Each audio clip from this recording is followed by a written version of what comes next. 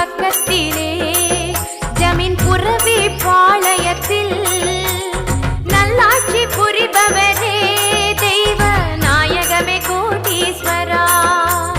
பொள்ளாச்சி பக்கத்திலே ஜமீன் புரவி பாளையத்தில் நல்லாட்சி புரிபவரே தெய்வ நாயகமே கோட்டீஸ்வரா.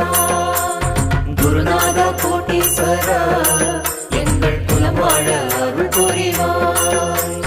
புரவி பாளைய சித்தனே இப்புவி போற்ற வாழ வைப்பாய்.